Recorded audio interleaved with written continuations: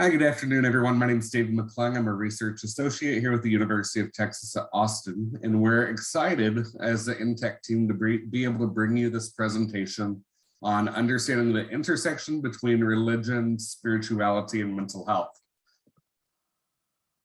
As we begin this morning, we do want to start with a quick disclaimer. So again, this presentation was prepared for InTech under a cooperative agreement from the Substance Abuse and Mental Health Services Administration, otherwise known as SAMHSA. All material appearing in this presentation, except that taken directly from copyrighted sources, is in the public domain and may be reproduced or copied without permission from SAMHSA or the authors. Citation of the source, however, is appreciated. Do not reproduce or distribute this presentation for a fee without specific written authorization from the InTech. This presentation will be recorded and posted on our website. This event is also supported by SAMHSA of the U.S. Department of Health and Human Services, otherwise known as HHS, as part of Financial Assistance Award SM-20-008 over 5 years ranging from 2020 to 2025, with 100% funded by SAMHSA HHS. At the time of this presentation, Miriam Delphin-Rittman served as Assistant Secretary for Mental Health and Substance Use and Administrator of SAMHSA. The contents of those are of the authors and do not necessarily represent the official views, nor are an endorsement of SAMHSA or by SAMHSA HHS or the US government. And so just to give you a quick overview of InTech, InTech is a multidisciplinary team that consists of a number of different partners, as you can see on your screen, ranging from UT Austin, CARS, the Center for Child and Human Development at Georgetown, Change Matrix, MedStar Georgetown University Hospital, the American Academy of Pediatrics, FREDLA, and Youth Move National. Our goal is for all children, youth, young adults, and families with emotional health needs to be able to access evidence-based treatment and recovery services in a well-coordinated system of care. Some of the examples of our key cross-stakeholder audiences include state and local agency leaders, mental health workforce, primary care providers, the school workforce, community-based providers, peer supervisors, family partners, and youth partners as well. As a piece of this, we also provide no-cost training and technical assistance and other resources.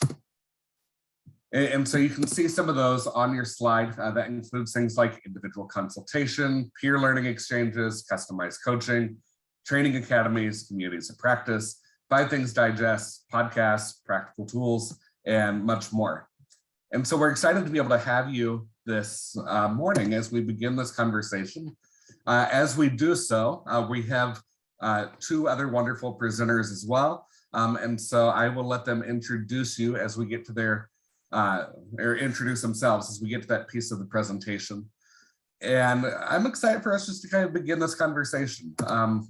As we sort of look over the agenda for today, we've started with some welcome and introductions. If you've not already, please put your name, your email address, and your role in chat for us to be able to have that information. And then other than that, we will start with some lived experience from Oakley. We'll do a little examination of the literature on the intersection of religion, spirituality, and mental health. And then we'll also be able to hear from a family experience as well. And so we'll begin that today. And as we begin, again, I'm going to turn it over to Oakley and we'll start from there. Perfect. Thank you so much. Welcome, everyone. I hope everyone's having a good morning so far. Good evening, good night, wherever you may be in the world. It's currently just hit noon over here. So my experiences with spirituality and how it connects to my mental health are nothing short of complicated. I came from a very religious household. My mother used to be an incredibly religious person to a unhealthy extent, so to say. I never had any say on the religion I could be brought up with. I was forced to go to church every Sunday. And, you know, most kids are when they're young and no one thinks much of it. I mean, for Christ's sake, I was just there for the cookie dough at the end. But as I grew older, I realized that a lot of my peers were able to start experimenting with their lives and their religion and their faith. And I'm like, oh, I wish I could do that. That would have been nice. And as I got older, I realized there was a lot more going on in my family than I would have ever imagined. And as those things started to unfold before me, my spirituality, specifically with being raised in that Christian setting, took a very unhealthy turn, to the extent where it felt less like I was walking into a building to talk about God, to be surrounded by people that felt loved by this God. It felt like I was being brought into a building to be condemned. It didn't feel safe to me. I felt like I was in a room with a bunch of strangers, and I was a stranger to myself at that point in time. As I got older, a lot of tragedy struck my family, to say the very least. Um, my mental health has been nothing short of messy, as I like to joke. Um, to explain further, I've been through a lot of traumatic events. I will give a slight trigger warning. I will be mentioning some of those traumatic events, those who may be sensitive to discussions of suicide, sexual assault, things like that. This is your fair warning. I understand that can be a very heavy, loaded subject. Believe me, it can be a heavy and loaded one just to talk about. So if anything, thank you. And I respect all of you for listening to me and my story that I'll be sharing. So being brought up in that Christian setting it enabled a lot of things to happen that should not have, because they were excused by the name of the Lord. My mother was intensively abusive until 2017. She was removed from the house in early 2017, and I have not seen her since, rest assured. Restraining orders, whatever. But she would use faith as an excuse for unjustified punishment. And I personally do not feel safe with anything in my household because of it. I felt like I couldn't speak up on a single thing. So, for example, the concept of virginity is very important to Christians. Not having sex before marriage and things like that. It's very important to a lot of very devoted Christians and Christians in general. So imagine my horror when I realized that I would likely be punished instead of sympathized with or justified when I had been raped when I was about 6 years old. I couldn't say a word. I wasn't in a safe position to, because at the time I knew my mother would never believe me, and that if I had told her that I had been raped, that instead of trying to get justice for me or trying to help me, she would have told me I was impure. In fact, when I told her I was first interested in liking people, by the time I hit, 5th grade, when you start getting little crushes on people, I was told that I was impure. I was told that it was improper and that I should be just focusing on my studies. And so I did, begrudgingly. In other words, I was grappling with my sexuality at the time very intensively. So, I tried to confide in some friends with it, and at the end of the day, the word circled right back to my mother. You can imagine her surprise. I remember that weekend when she found out. I don't think I was allowed to eat for at least 3 days. My father used to travel all the time because of work, so he couldn't do much. My mother didn't work or anything. So while my father was trying to scrape together funds to get her out of the house, or at least get us away, a lot of stuff went on that he couldn't prevent. And it hurts knowing that he had to stand by and watch it because he had no choice. If he wasn't working, we would have been homeless, and, would be a little bit more nice to have a house. But between that and my further experiences, it only got worse, because once she was out of the house, I went into a huge faith crisis. For context, my sister committed suicide in 2017. That was actually what led to my mother being removed from the house. She was a very large part of the reason why it happened. Between losing my sister, still trying to cope with being raped and sexually assaulted on various occasions, being abused, and just a plethora of traumas that have come after, the concept of faith has been messy. I had a lot of religious trauma to unpack, and I still have a lot of it to unpack as I grow older. It's a wild ride, let me tell you. But as I got older, and as my father, my brother, and I started, coping and mourning and grieving, and eventually getting to that position to start healing, I had a very separate, beside myself type of healing. We were all healing from the loss of my sister, the loss of a mother figure, even though we admittedly do not miss her. But there was a lot of things we were grieving. There were a lot of things absent in my life. There are still a lot of things that are absent in my life that I know I'll never get back. But I felt very alone because I still had all of that religious trauma to unpack, but nobody else in my family did, because I was the only one that was alive still that had to deal with that kind of stuff, in truth. My brother never got much of a religious end of the stick. It was much more directed towards me and my sisters, since we were the woman of the house, supposed to be raised to be proper virgin girls, you know, as you do, so to say. But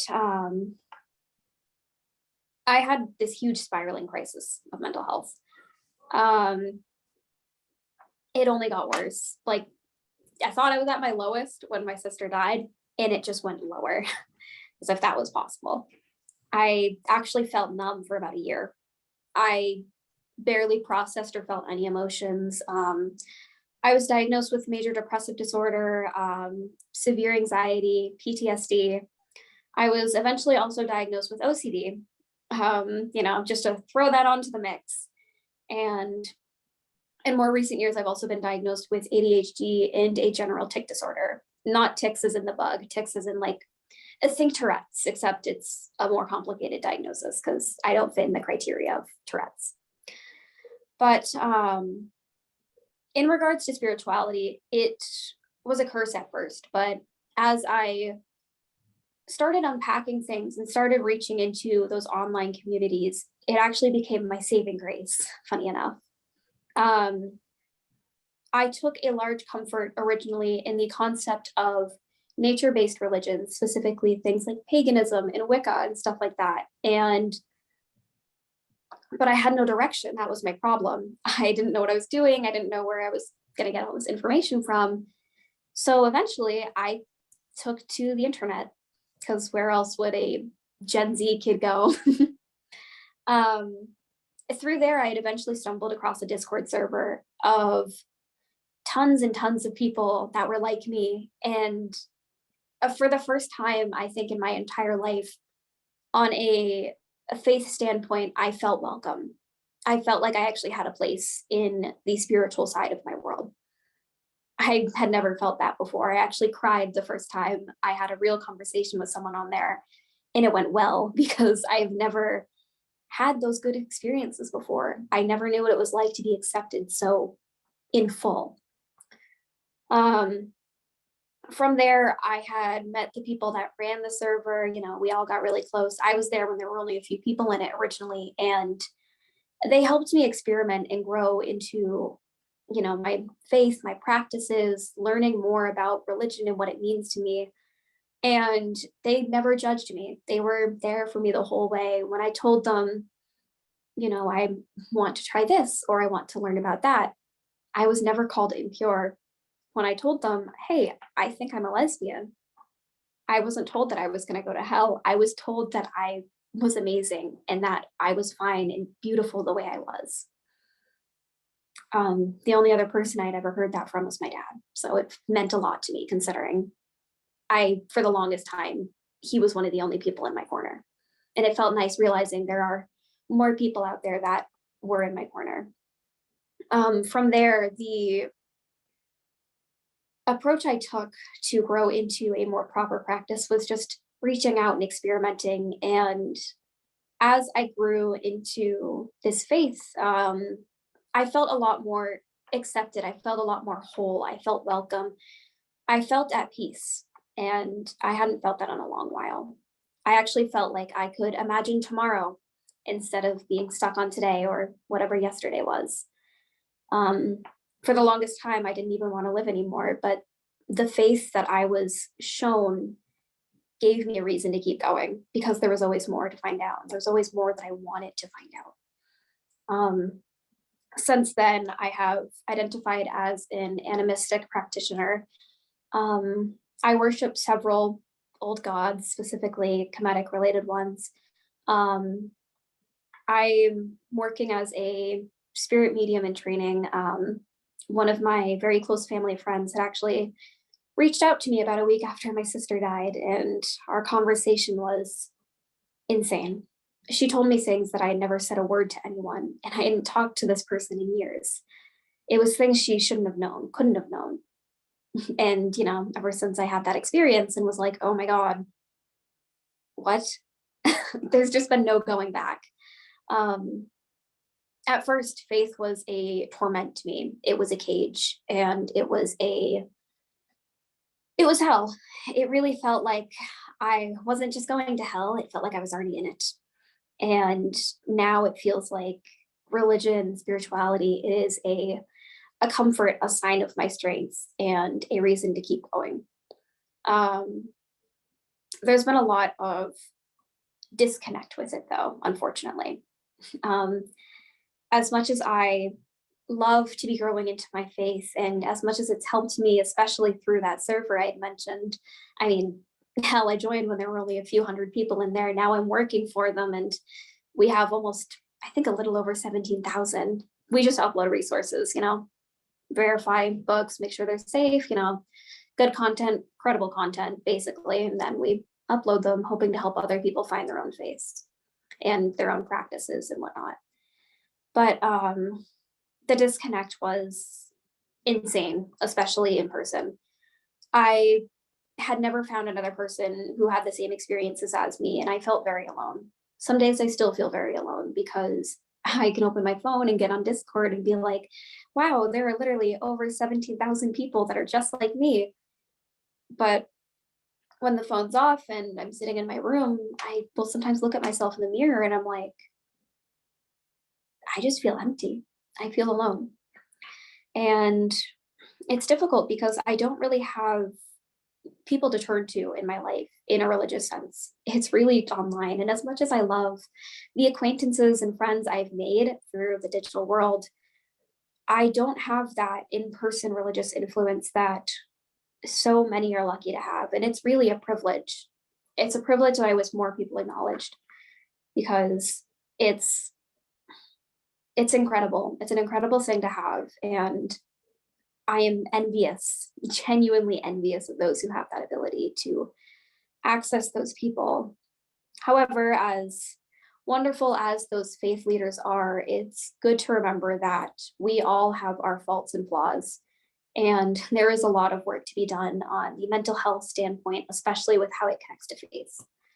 A lot of practices will disregard a lot of things with mental illness, a lot of things with needing to get that help, things with traumas. Like I said, when I had gone through sexual trauma when I was younger, I was told I was impure, not only by my mother, but the priest in the building when I had, I was talking about it. It was after I remember it was a rainy Sunday. I remember it was rainy vividly.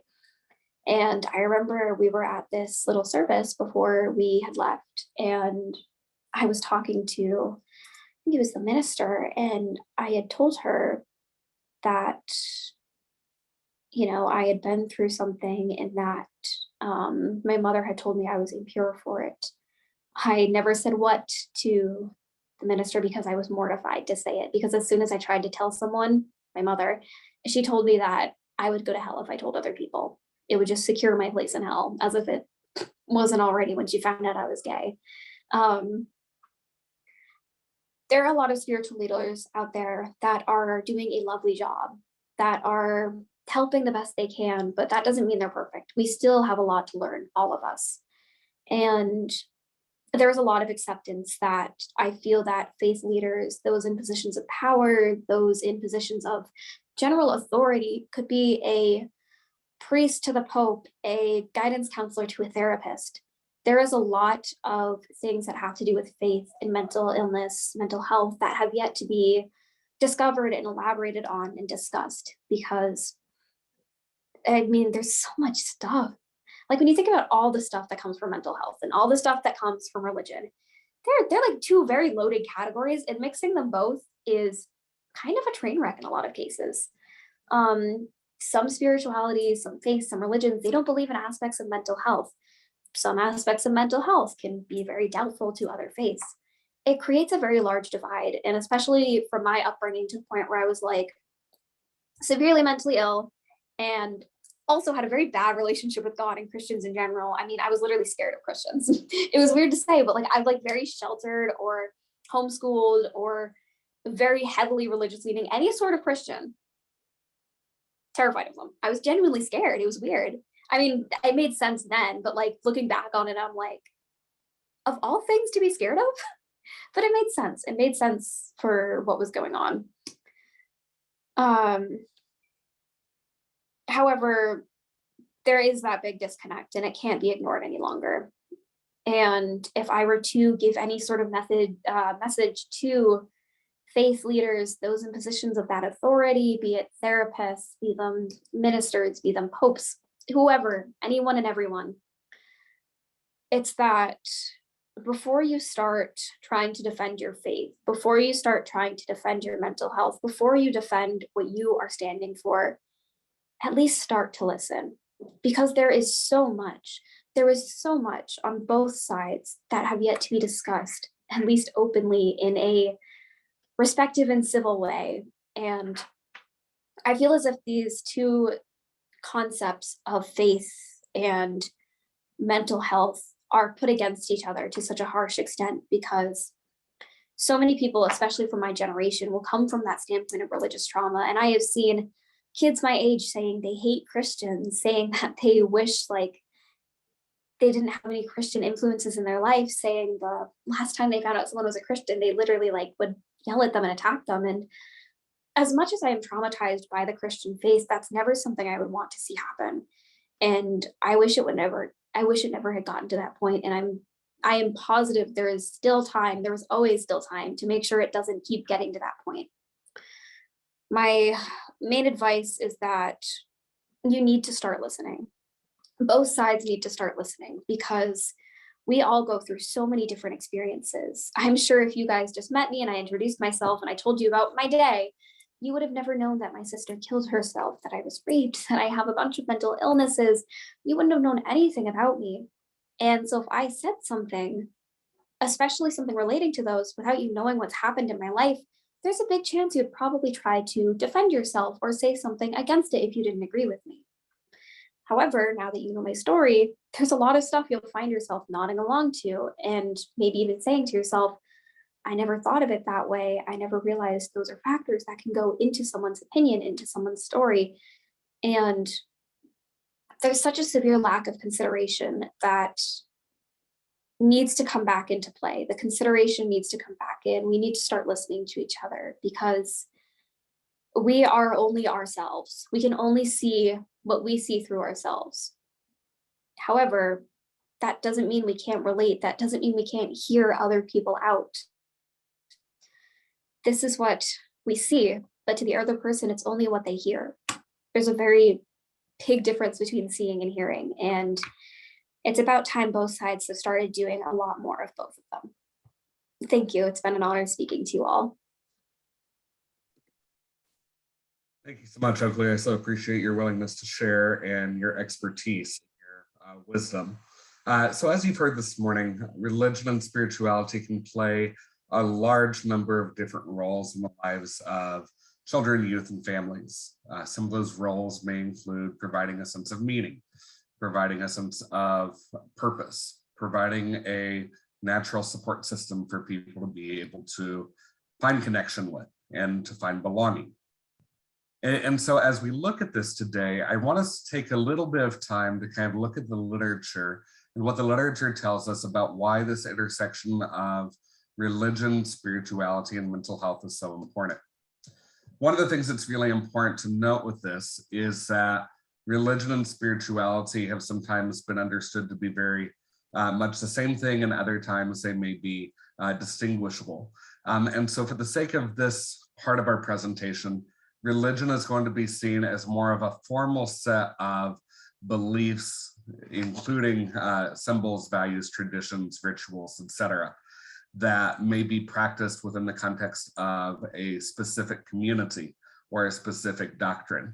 Whereas spirituality is often used as a more open way of framing belief systems outside of that and may be more individualized in its context. And so with that understanding, we're going to look at this literature pretty quickly. You'll give me 1 second to get the screen back up. Alrighty, so as we begin, just as a quick review, so again, we know that approximately half of all mental health concerns will begin by the age of 14 years of age, and 75% will develop by 24 years of age. This is significant because what it tells us is that mental health challenges are not likely developing later in stages of life, but that they really begin during early adolescence, and that some of these challenges and some of these experiences may begin at ages that are earlier than what we may typically think of them beginning at. And so Americangus looked at this, and when he did so, Americangus specifically looked at the median age of onset. And keep in mind that this is specific to diagnoses. And so this may not encapsulate or capture individuals who aren't receiving services and haven't received a formal diagnosis, meaning that some of these ages could actually be earlier than what I'm about to run through and tell you about. And so one of the things we know is that anxiety challenges are likely to begin with a median age of onset at age 6, behavior challenges beginning at age 11, mood challenges beginning at age 13, and substance use at age 15. More than that, we know that 40% of adolescents who met the criteria for one class, so you see 4 different classes of diagnoses there, 40% of the adolescents who met the criteria for one of those classes of a mental health challenge also met the criteria for a diagnosis in another class as well. And so what that tells us is that these mental health challenges may be co-occurring in the way that they are taking place and the way that they may be affecting an individual.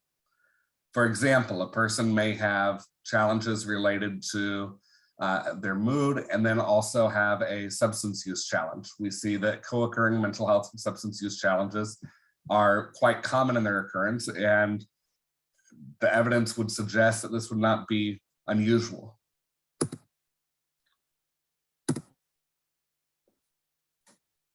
What's interesting about this, though, is that a study of adolescents in the United States found that while 36.2% of adolescents with a mental health challenge had received mental health services, less than 20% of adolescents with anxiety, eating, or substance use disorders reported receiving services.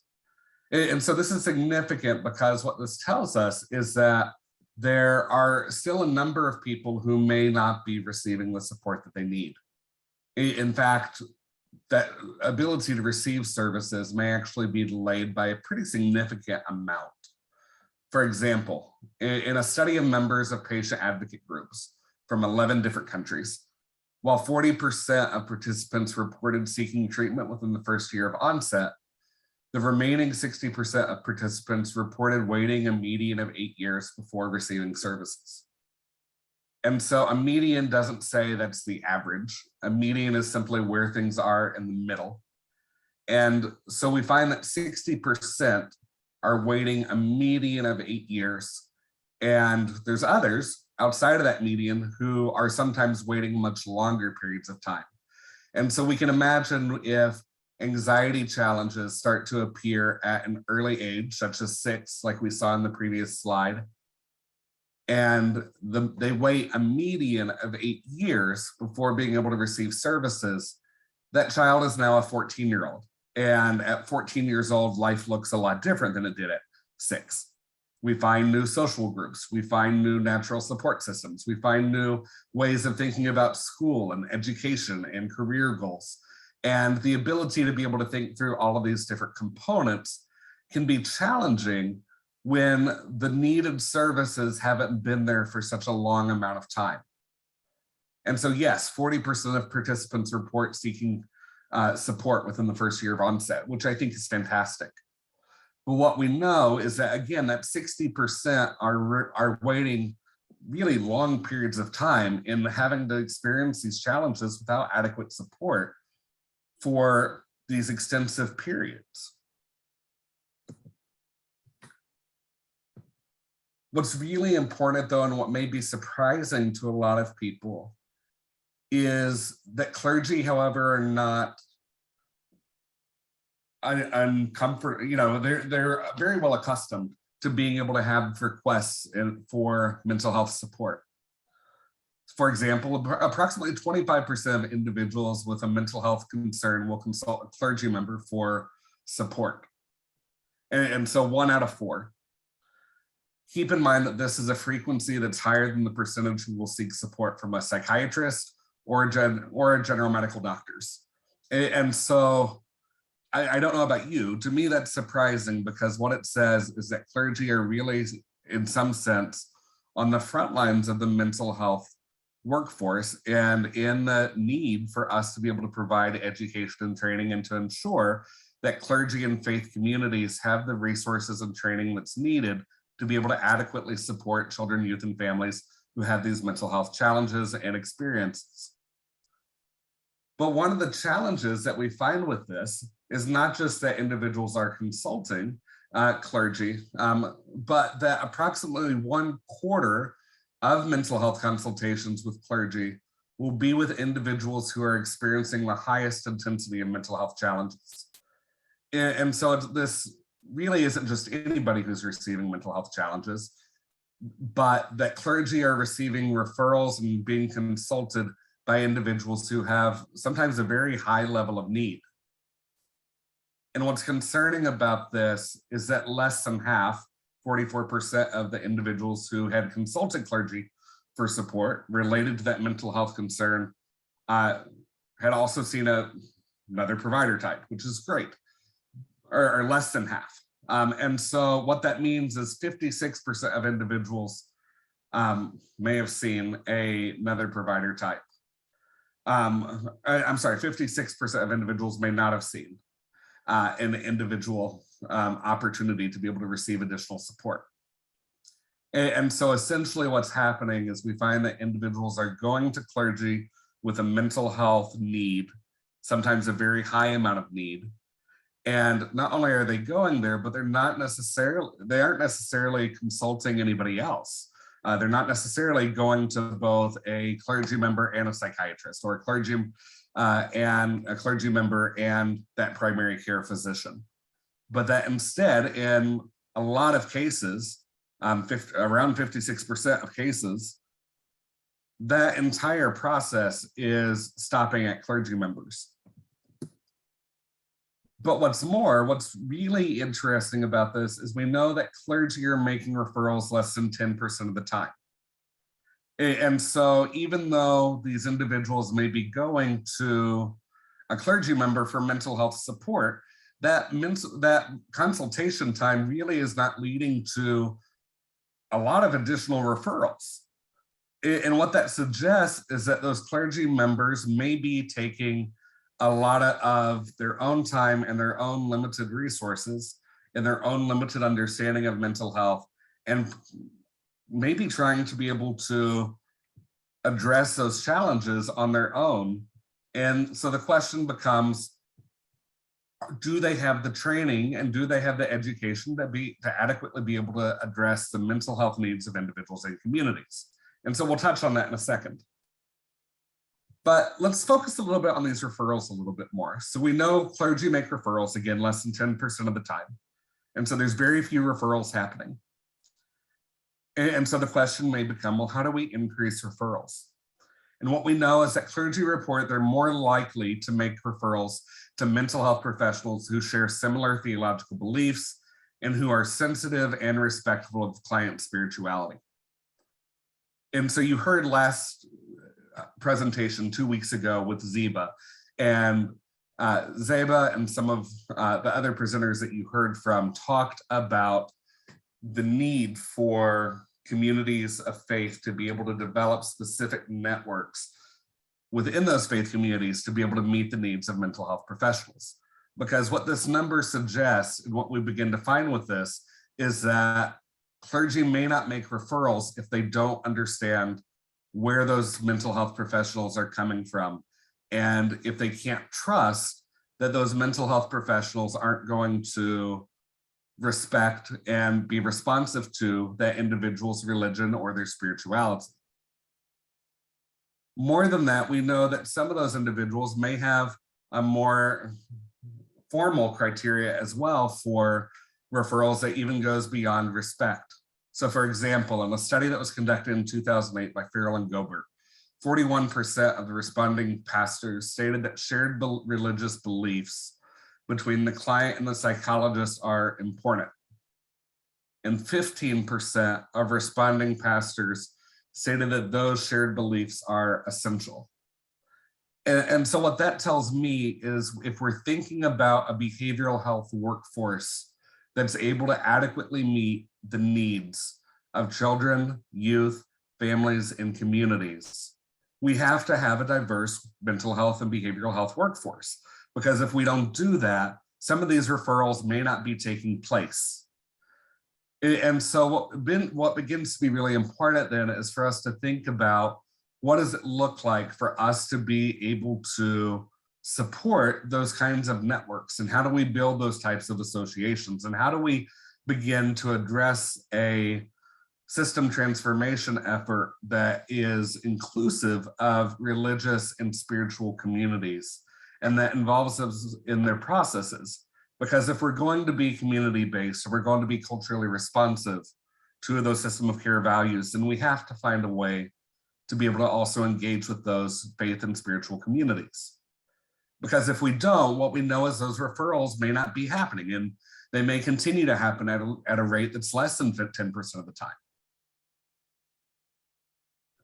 The other criterion in which clergy may recognize the need for referral is when they recognize that the mental health concern may be outside of their knowledge or practice. And so this is good in a sense that it means that clergy, when they recognize, hey, this doesn't fit within my role, this is not within the bounds of what it is that I'm doing, it doesn't fit overall, and I don't have the equipment or the resource to be able to do this, then I can make a referral. I think that's a positive thing. But the challenge here becomes it's when they recognize the mental health concern to be outside of their knowledge or practice. And so the question starts to become, well, how often is that happening? And do they have enough understanding of mental health to even make a decision such as that? Well, what we find is that this education really doesn't exist in a lot of places. We may have emotional CPR, and we may have mental health first aid, and we may have other types of training, but a lot of those types of training are not necessarily geared towards clergy specifically or faith communities specifically. And that training also isn't necessarily happening in theological education programs. Between 78 and 80% of clergy report that their seminary education didn't provide them with adequate information about mental health. More than that, in a study of 70 North American seminary programs, 70% of the programs reported requiring less than 2 classes in counseling for the completion of a Master of Divinity degree, which in a lot of traditions may be considered sort of a standard degree. And 12% of the survey seminaries didn't address mental health in any part of their curriculum. And so despite us knowing that 25% of individuals will experience a mental health challenge in their lifetime, and despite the fact that we know that 25% of individuals in faith communities, assuming they're representative, are likely to be experiencing a mental health challenge as well, clergy aren't receiving that education. They're not being told this is what individuals with mental health challenges may be experiencing. These are the needs that individuals may be experiencing. This is how you make a referral. These are how you build networks and support systems with mental health professionals, not only inside of your congregation or place of worship, but also within the larger community as well. And yet at the same time, even though the education isn't there, again, we find that that's not necessarily translating to referrals. In fact, in some research that was recently done, we find that at the same time, clergy may not only be mistrusting of mental health professionals, but may also be mistrusting of schools and juvenile probation officers and other types of providers to be able to adequately support the mental health needs of communities. What's more interesting and what's more important about this is that there's also little empirical research on how theological positions play out or align with pastoral care practice. And so what does that mean? What that means is there's not a lot of information that's out there in the research that tells us how certain theological beliefs, values, and systems of thinking may result in specific types of definitions for pastoral care or what pastoral care means in practice. And so pastoral care may be a generic term that's sometimes used in faith communities to describe a number of practices related to addressing the needs of an individual. This may be going and visiting individuals in hospitals. This may be visiting individuals inside of prisons. But outside of this, as far as what's actually happening in those interactions or what's happening within the realm of pastoral counseling and how that relates to religious belief, there really is not a lot of information out there. And that really the closest information we have dates all the way back to 2014 in a study of college ministers where only 20% of clergy reported using biblical counseling and pastoral care. And so part of the challenge here starts to become, well, if they're not doing what they consider to be pastoral care, but individuals with mental health concerns are consulting them, and they're not making referrals, what is happening in those interactions? What's happening when individuals, families, and youth have these needs and they're going to clergy and they're going to their faith communities with trust that somehow their needs are going to be able to be met. And yet what's happening in the interaction from that point forward, unless there's a referral, is really unknown within the realm of the research. And so maybe that feels a little bit hopeless. But what we do know is that congregations have historically played a significant role in social services. For example, if we look back at the history of mental health and we look back through some of that history, we find, for example, that the Quakers found the retreat, which was really one of the first examples of a more humane approach to mental health services and support systems. We find that the Quakers were involved really in sort of the formation of occupational therapy. And that, again, faith communities have traditionally had a lot of input and done a lot of work around things such as housing and poverty and hunger and homelessness or houselessness. And yet the work remains to be done when it comes to mental health.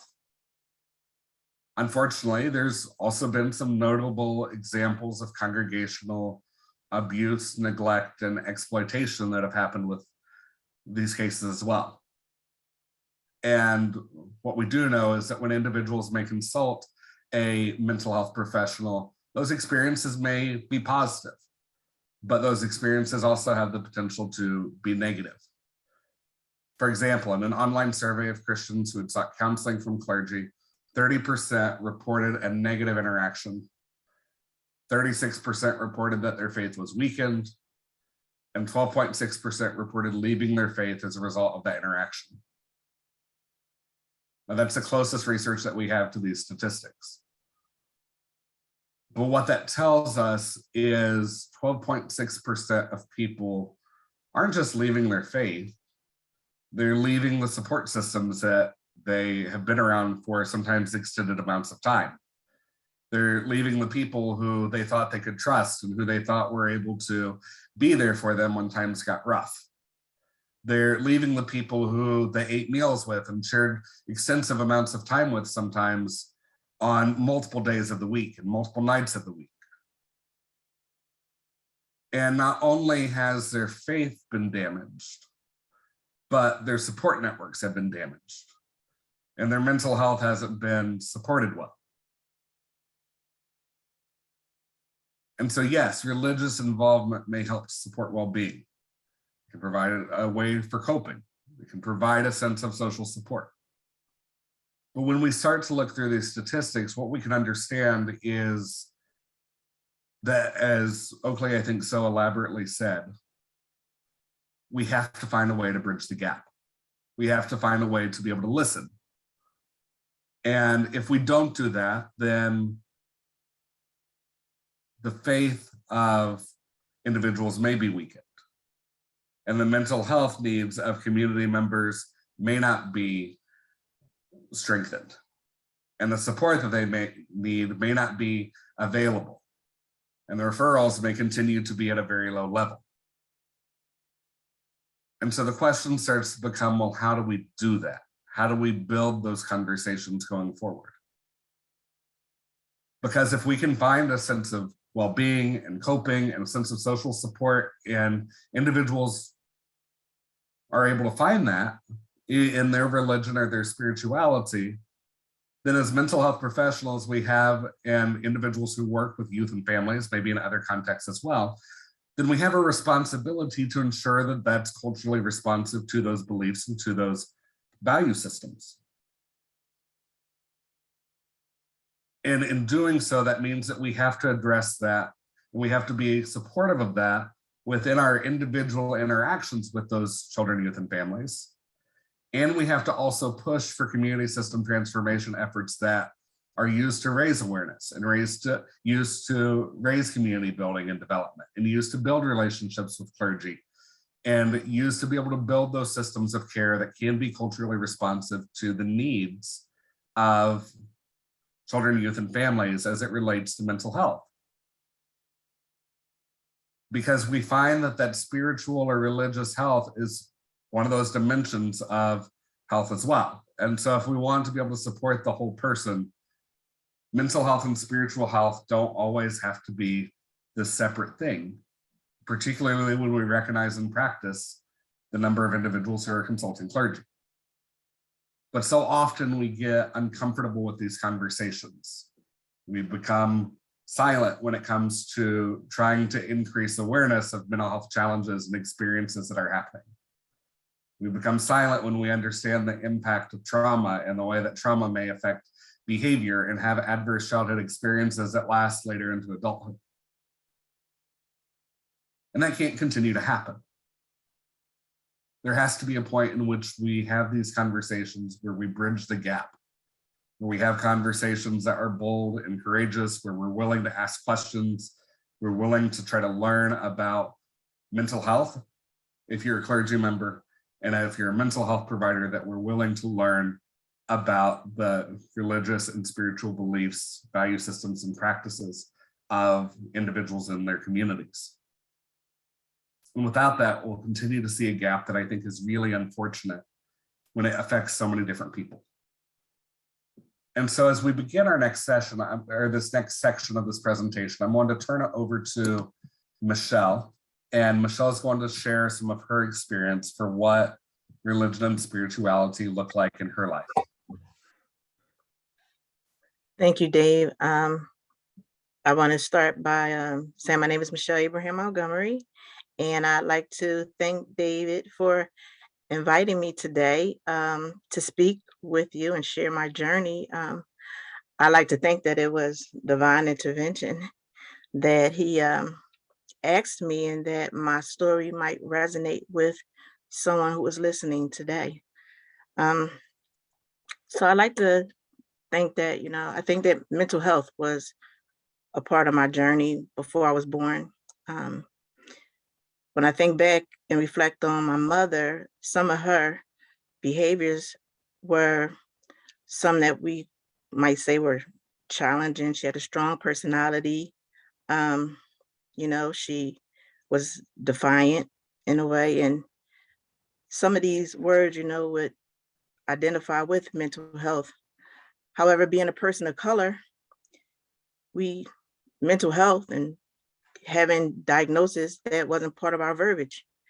And so we would say things like, when people exhibited those type of behaviors that are classified under diagnoses, that they were away most of the time because when they would start acting up, you didn't see them anymore.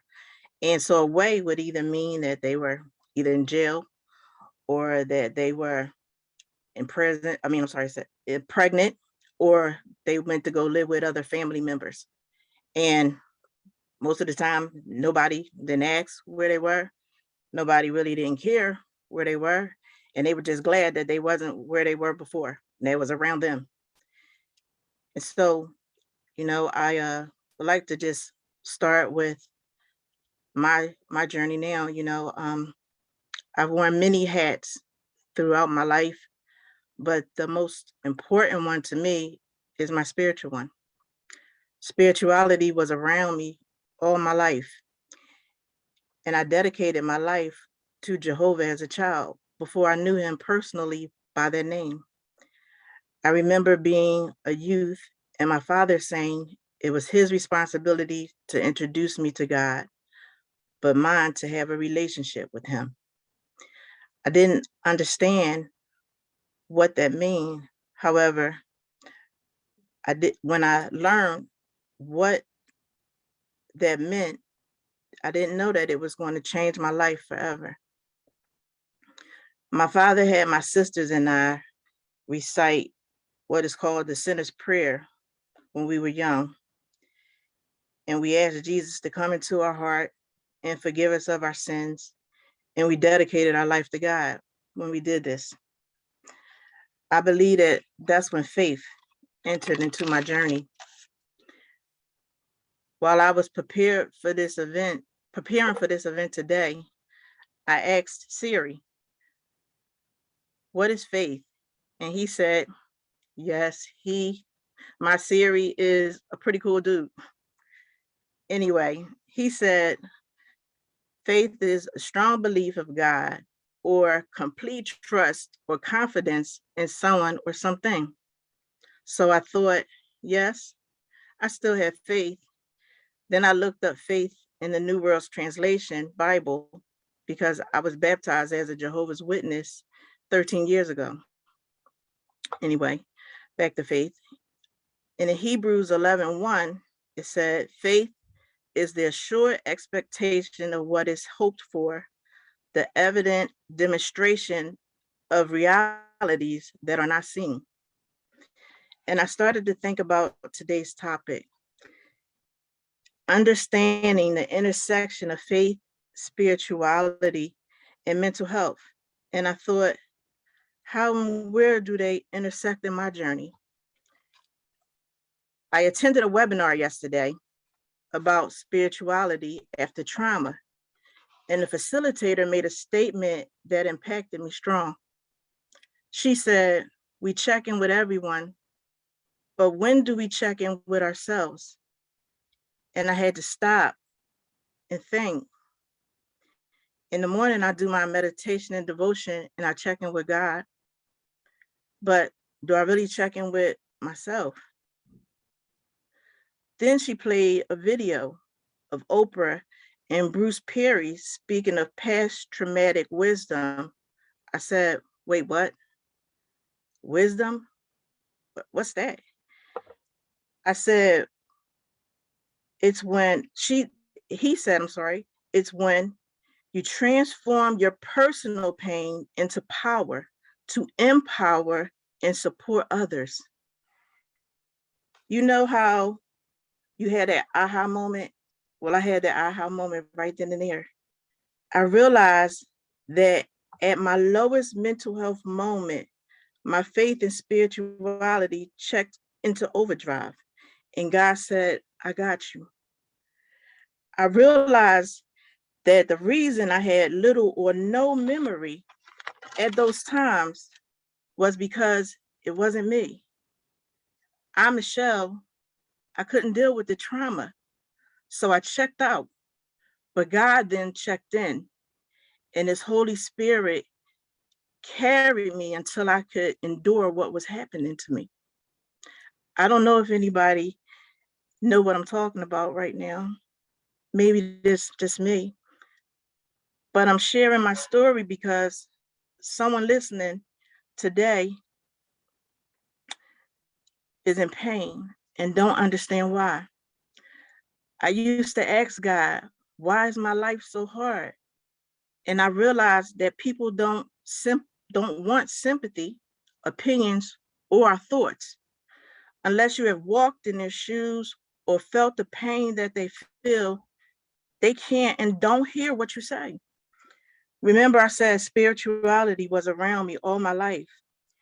God had his eye on me and wanted and waited until I was ready for the assignment.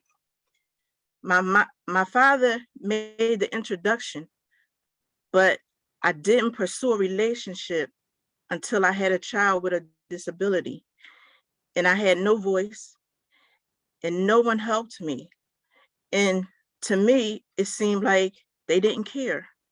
But one day my son was crying and I started crying and I said, God, remember me? I don't know what to do, but I know who you are. And if you help me figure this out, I promise I will do everything I can to help other parents going through what I'm going through, because I never want anyone else to feel the way I feel right now. And I don't really know how to explain it, but my my emptiness started getting smaller and smaller. And I felt like I could breathe, like I'm going to make it. And I believe I felt the presence of the Lord. And I felt that I was I wasn't heavy anymore. And I felt like I could float if I wanted to. And I said, here I am, Lord, use me. That day, my assignment began, and I started day one of my journey. And I became a certified advocate for families and individuals with needs or disabilities. And I learned more about myself every time that I helped my families. And then as time went on, I had another child, a beautiful girl. I always wanted a girl. And I didn't understand and I didn't know why all of a sudden I started getting a job in mental health. But God was preparing me for what was yet to come. And I started working as a high fidelity wraparound, so family support partner, I'm sorry. And everything that I learned about mental health, and I just became a sponge and I absorbed it. And then all of a sudden I understood what was happening because my daughter started having behaviors and they said, oh, she's defiant or ODD or she's bad. And what are these words? And I started to believe it. And however, I didn't know again about diagnosis because being a person of color, we don't have diagnosis. We don't have mental health. We don't have these things. You were either disobedient and you got a beating, or you conform very quickly, especially after that. But I learned that with these behaviors that I had to separate the behavior from the child because I started to take it personal. I thought that my daughter was acting this way because of me. I didn't understand that there was a misfire or a disconnect with the mental health.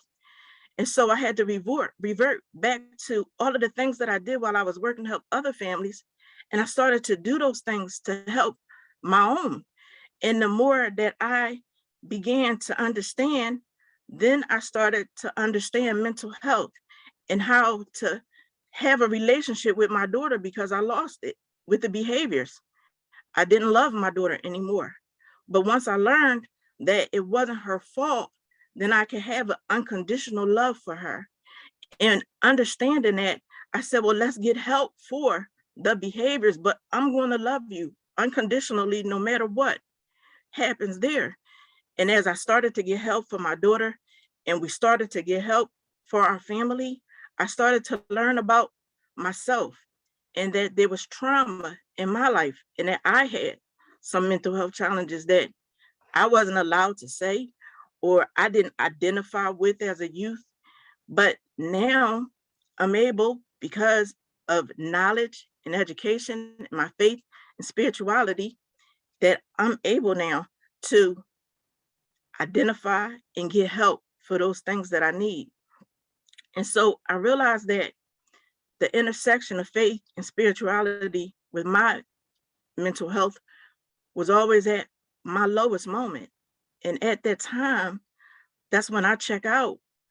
But I can be okay because I know that God is going to check in and that he's going to be there for me and he's going to help me until I can, again, check in.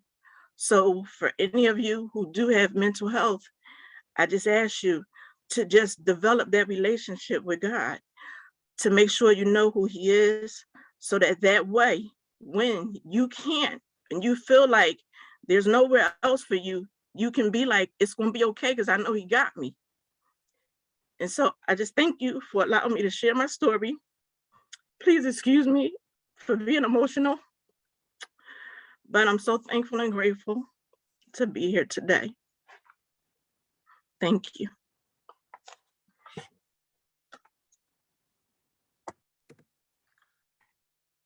So you've heard today about some of the different ways that religion and spirituality may help to support mental health, as well as some of the ways that religion and spirituality may sometimes be connected to religious trauma as well.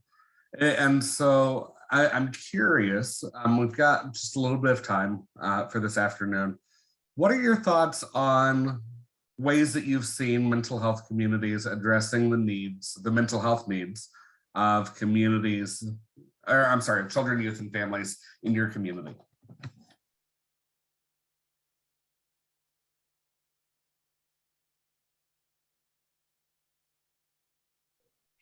Hi, this is Adamina. I just wanted to say again, thank you to Oakley and Michelle for sharing your stories. I really appreciate that, letting us get a glimpse in with your reality. So thank you. But for myself, I have experienced I'm raising a son with autism and other comorbidity diagnosis.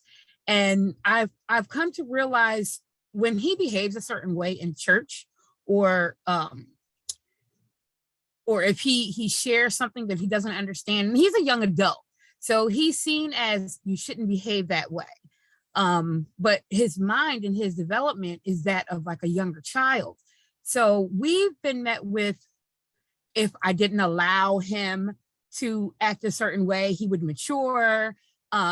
If he prayed more and I prayed more with him and used the Bible more, then, he wouldn't hear voices. Just never really addressed the fact that his mental health is not under his control.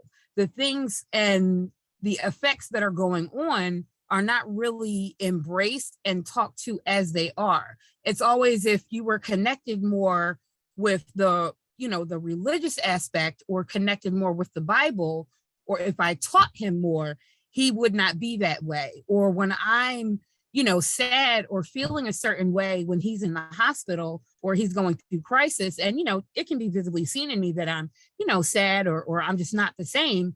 It's like, well, count it all joy, just be happy that he's alive, and not accepting for where I'm at that this does affect me when my son is not at home with me. And it's just that sometimes my faith is being questioned. So that's just the issue that I have with the intersection with my experience with my son's mental health and the church, because it comes really difficult, because I enjoy going to church. I enjoy getting the message. However, I want the leadership to see, express whatever you're trying to tell me in a way that doesn't make me look like I'm doing something wrong, or as if he were to change something, he would be healed. Great, thank you so much, Adamina. I really appreciate that. So I know Oakley had a drill at her school, and so she will be back on in a couple minutes. But I also wonder if anybody has any questions to ask myself or Michelle, and maybe. I had something I wanted to share, if I could. Sure. I didn't. Can you hear me? Yes. Hello? Okay, I'm on my phone. I'm not usually on my phone, so I don't know what I'm doing, but I usually use my computer. So I didn't hear your question, but I think from Adamina's answer, I kind of know what you're seeking us to speak on. I had an experience with my former church.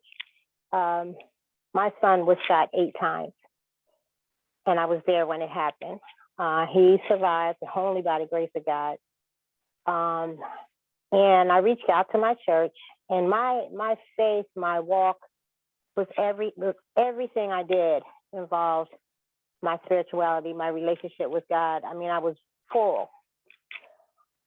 And I was the founder of the church, and the church had grown immensely. We were up to maybe 700 members at that point, you know, and that mega church was not what I was looking for, but that's what it ended up being. I reached out to the church. My son had even joined the church, which was really, I know no one but God did that. Not one person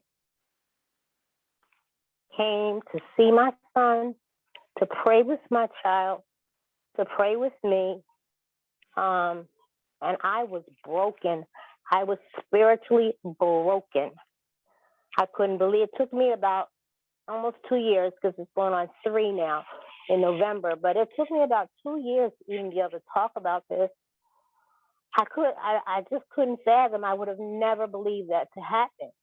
And so I say that to say, there are many of our spiritual leaders that don't get it, don't understand.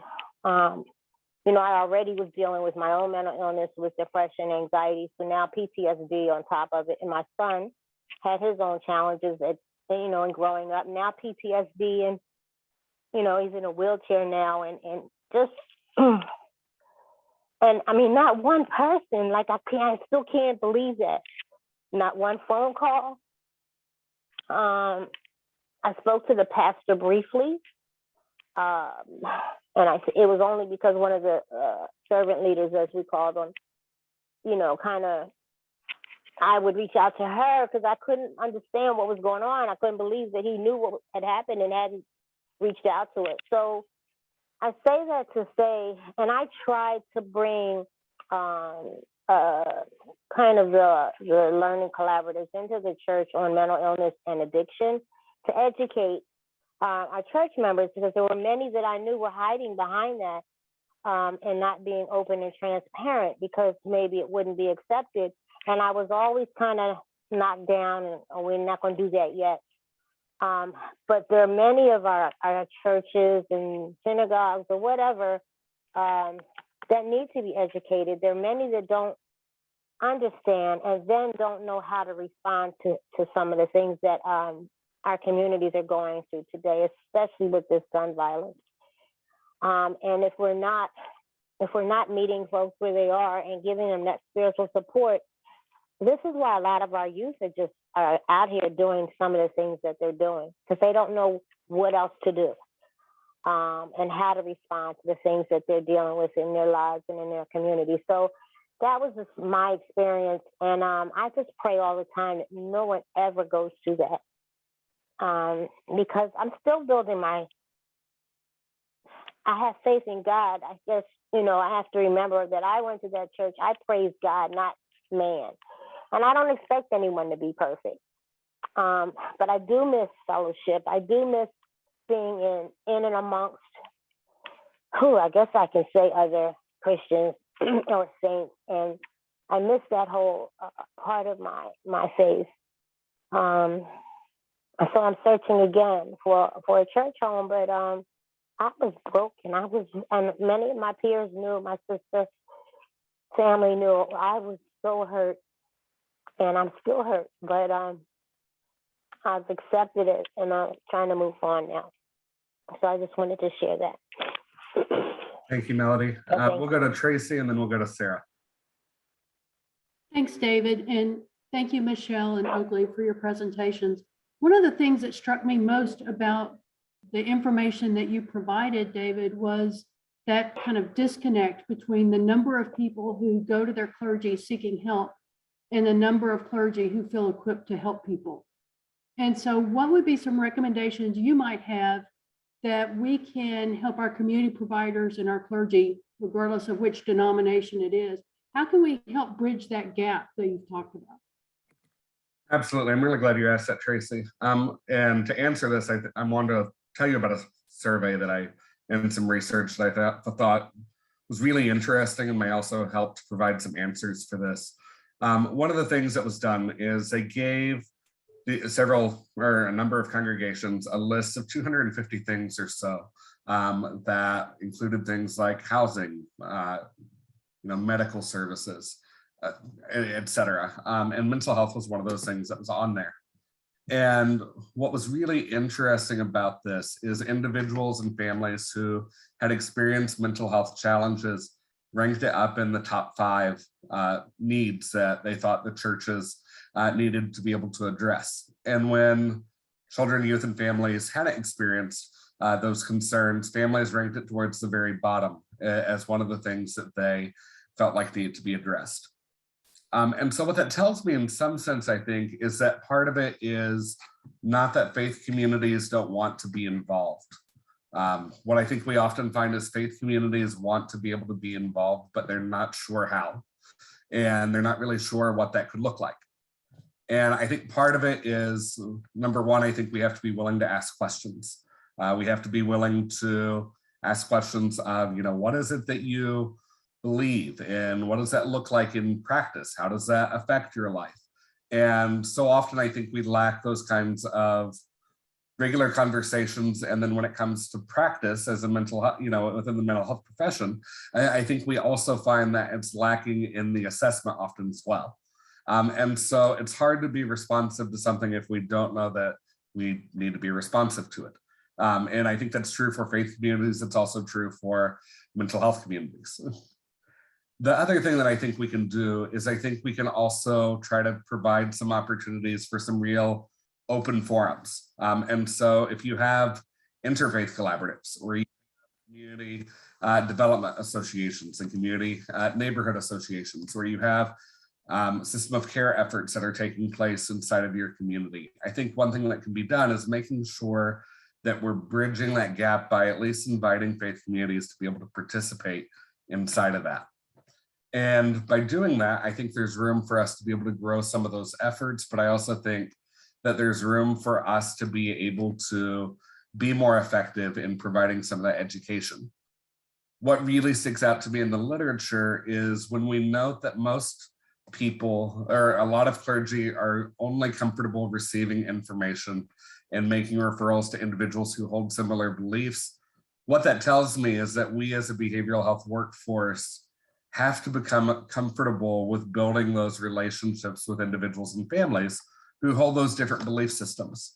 Because yes, I as a counselor or I as a social worker can go to a faith community and bridge that conversation. But I think what can really be effective is if I know Susan, and Susan is my neighbor, Susan is my child's teacher, Susan is someone who's previously received services, anybody in my community who I know that has mental health experience. If I know that they have that lived experience and I know that they belong to a faith community, I know that they understand the needs that exist related to youth and family mental health, then being able to collaborate with Susan and saying, hey, Susan, I wondered if you could help introduce me to this person.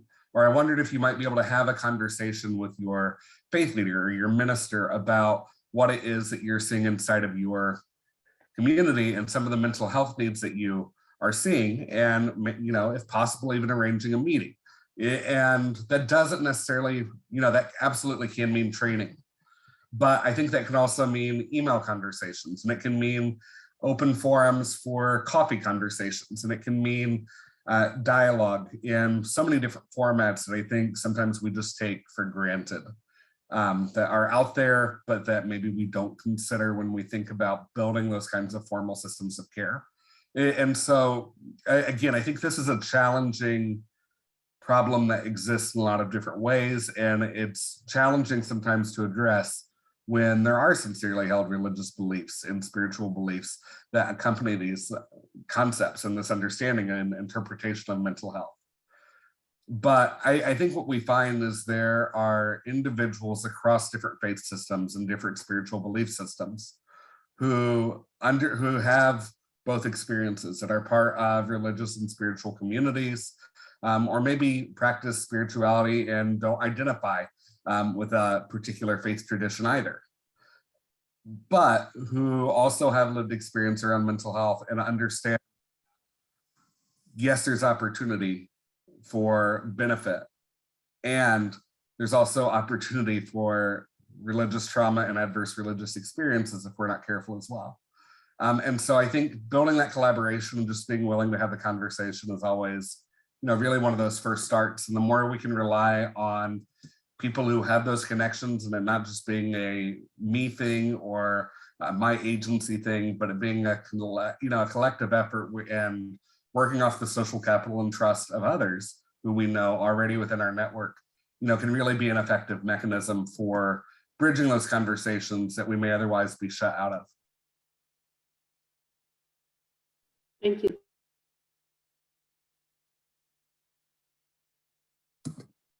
Sarah? Yes, good afternoon, everyone. David, I think you took the words right out of my mouth.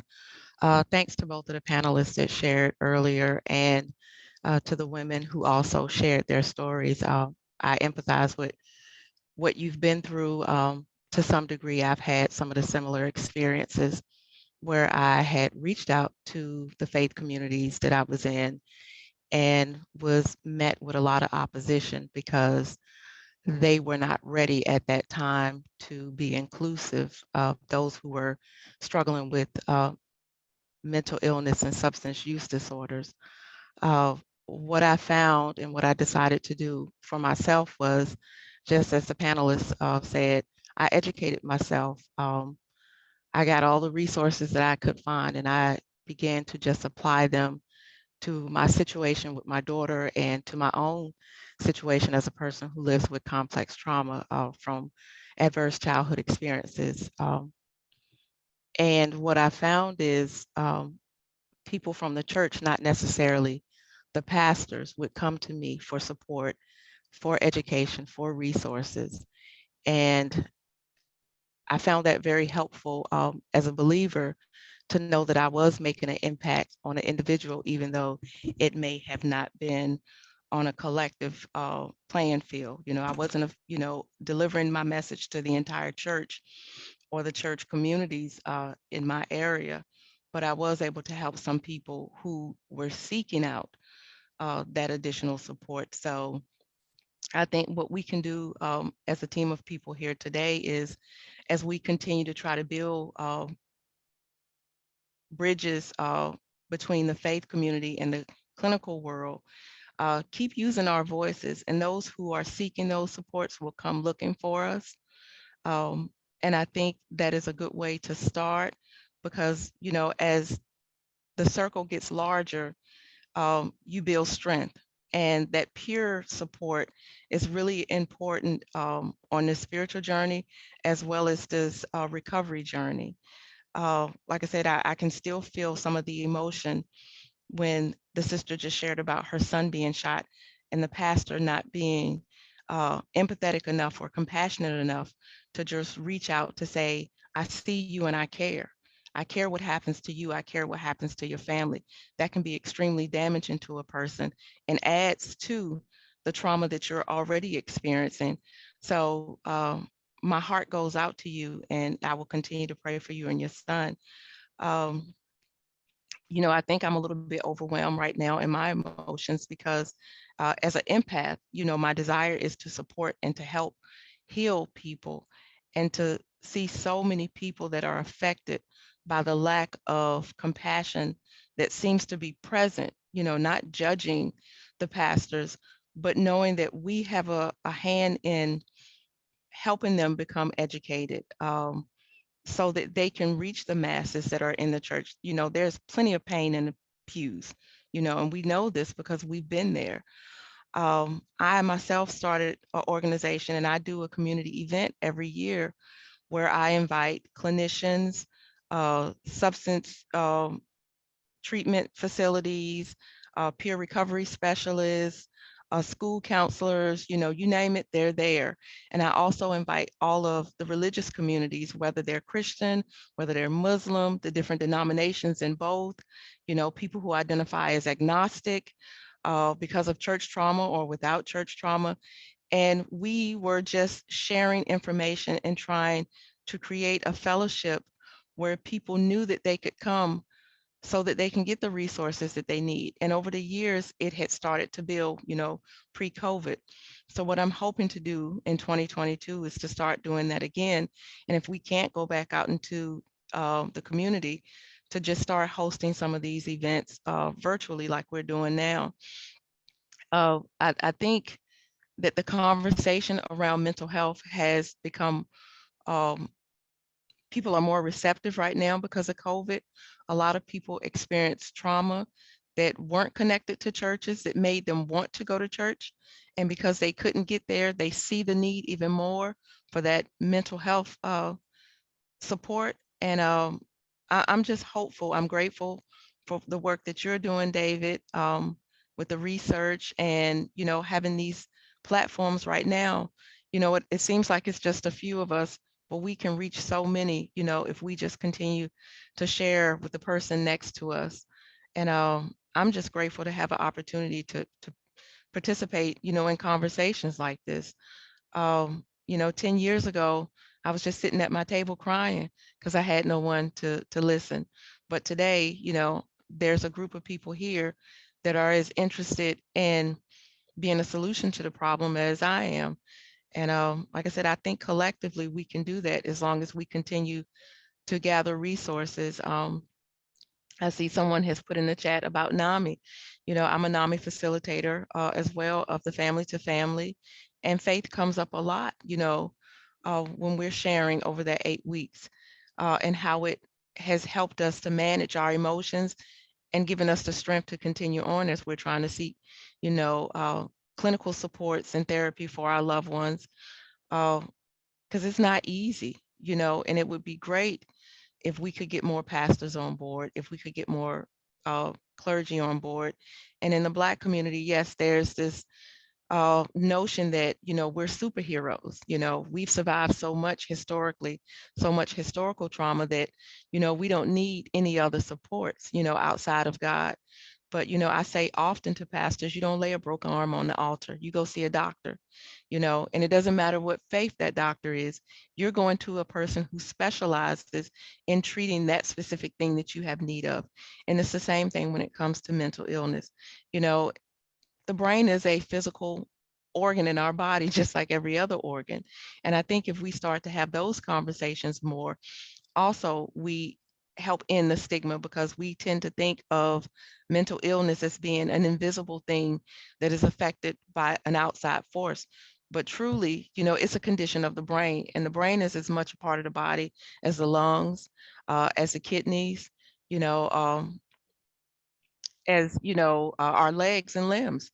So we could have this conversation forever. I feel like I'm rambling now, but I just want to say how grateful I am to everyone who's here and participating. And I hope that we all can leave here feeling revived and refreshed to go back and share what we've learned, what we've heard with someone else, so that we can widen the circle and strengthen the movement. So thank you. Thank you, Sarah. So we're very close to time. I noticed Leah has put a statement that said the NAMI's program is great, but I feel like maybe it's geared towards more traditional faith-based organizations. She said she'd love to be able to hear from Oakley about how to reach youth who may not have had a positive experience with traditional faith organizations. And so with that question in mind, I do want to have some closing remarks. And so my question is for Michelle and Oakley is simply that. What is there that you would like to see faith communities or spiritual communities do to better support the mental health needs of children, youth, and families? Well, the one thing I would like to see is that, one, we stop with the negative diagnosis. When we diagnose individuals, every time you hear, these ODDs and all the other diagnoses, it's always something negative. there's something, that sometimes something that happened is trauma. There's a trigger or something caused these behaviors or some things that happen, and sometimes it may be some type of disconnect or something internally. But for whatever it is, let's stop hurting and start helping each other. Stop judging and start being, supportive and loving to each other. And that's what I ask, whether it's in any arena, spiritual, your peers, whatever the case might be, that we all need to love each other as we love ourselves. In regards to both the question and as a closing statement, for those that don't really have those mainstream faiths, what can be done? Well, first off, a space would be lovely. I wish there had been a community that I could turn to, because the organizations you find on faith are often geared towards the more accepted religions, the more frequent occurring religions. I can't go out into a space and, people can always go out into space and be like, oh, I'm a Christian, or like, oh, I'm a Muslim. And, you may have some disagreements, but you guys kind of overall find that middle ground. And there's a lot of stuff you can talk about. There's not as heavy discrimination. It's a very different case for someone like me who believes not only in various gods, but in ones that most people don't believe to exist anymore. So the first thing I would say that I would like to see would be a space that's geared towards specifically the things that are not common, that specific space for them, but also spaces where they can meet with both the mainstream and the non-mainstream and actually have them get together. Because there are organizations solely for Christians, solely for Muslims, solely for so on and so forth. But there are really no organizations for people who are pagans, people who are omnists, things like that. In fact, I don't have those spaces myself at all. I literally had to go online for that. But going forward, when it comes to mental health and religion, I think the biggest thing that we need to start doing is listening. Because everyone says that they're willing to listen until they hear something they don't like, or they hear something they don't agree with. I'll even admit I'm the same way. If I'm talking with someone and they say something I don't like, I'm like, are you kidding me? Like, it's hard for me to bite my tongue. But we really do need to start listening better, because we say we're listening, but are you listening attentively? Are you actually paying attention? Are you retaining what someone's saying? And the truth of it is, no, you're not. And I'm personally sick of wasting my breath on people that will never listen to me, which is why I'm here, because I'm here with a room, or digital room, I should say, full of people that I know are listening. And these are the people here that I trust to make these spaces, that I want to see make these spaces, that I want to help make these spaces. We can only see what we experience, and we can only hear and understand what we experience, but that doesn't mean we can't try to reach out to those across from us that may be different. Our faith is, everyone says their faith has some limits because of, certain rules, so to say, outlined in their faith, but that doesn't mean your acceptance has to know those limits either. That doesn't mean you can't accept others for being different. And that doesn't mean you can't hear them, hear their face, hear their story, hear their passions, hear their dreams, hear what keeps them up at night, what gets them to get up in the morning, and help make those spaces so they can keep getting up in the morning. I know that's what I needed growing up, and I did not get that space until it was almost too late. Going forward, I don't want to see a single person have to wait until it's almost too late, let alone get to that point where it is too late. Never again.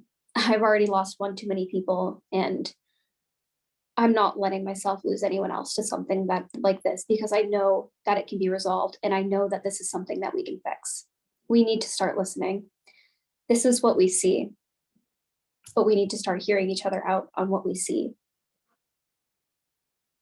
Thank you so much, Oakley. I appreciate it. Thank you so much for joining us, everyone. As a reminder, we do have the rest of the series for this conversation and for ongoing conversation. Our next one is going to be on October 15th, followed by October 29th, November 12th, and December 3rd at these same times. And so we would encourage you to join us. Feel free to put that registration link there. And again, we need to hear from you to keep bringing these resources to you for free. Please take a few minutes to give us your feedback, and a link to the feedback form will be included in a follow-up email sent immediately following today's session. Your completion of the survey is a very important part of our quality control into the future funding for this project, as it allows us to continue to provide you with resources and training at no cost. If you could, again, just please take a few moments to let us know your thoughts. It would be greatly appreciated. Thank you so much, y'all, and have a great day.